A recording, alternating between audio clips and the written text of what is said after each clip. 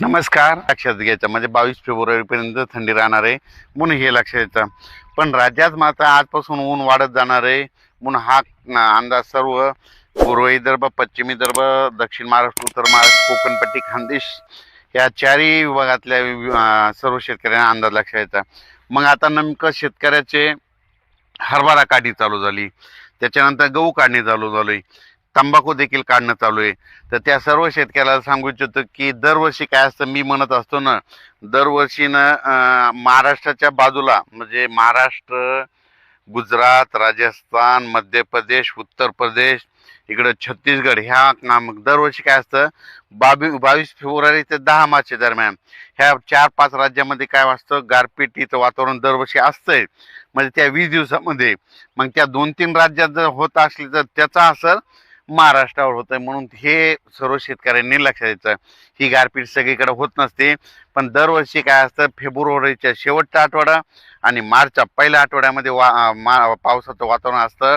म्हणून शेतकऱ्यांनी काय करायचं, 22 तारखेपर्यंत ज्यांचा गहू, तूर, कांदा काढणी असलं तर 22 तारखेपर्यंत तुम्ही काय करायचं, काढण्याची तयारी ठेवायची. कारण की काय असतं, नंतर फेब्रुवारीच्या शेवटच्या आठवड्यात वातावरण खराब होतंच. म्हणजे ह्या 2-4 राज्यामध्ये काय होतं, मध्य प्रदेश, राजस्थान, गुजरात त्या भागामध्ये गारपिटीचं वातावरण होतं. म्हणून त्याचा असर आपल्या महाराष्ट्राला होतोय. म्हणून हा अंदाज सर्व शेतकऱ्यांनी लक्षात घ्यायचा.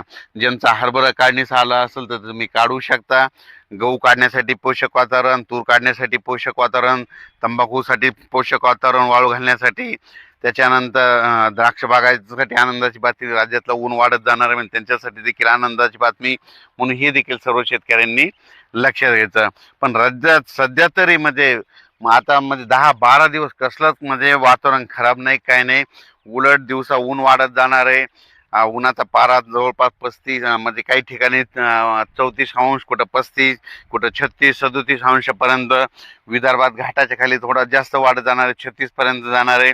म्हणून ह्या विदर्भातल्या देखील शेतकऱ्यांनी लक्षात द्यायचा. काही भागामध्ये 34 राहील, कुठं 36 अंश सेल्सिअस तापमान राहील.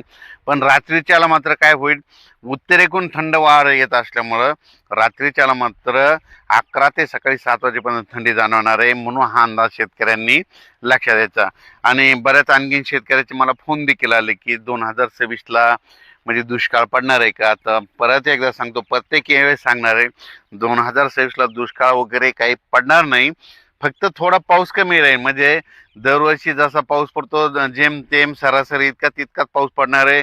पिकं चांगले येणार आहेत. म्हणून हे सर्व शेतकऱ्यासाठी आनंदाची बातमी.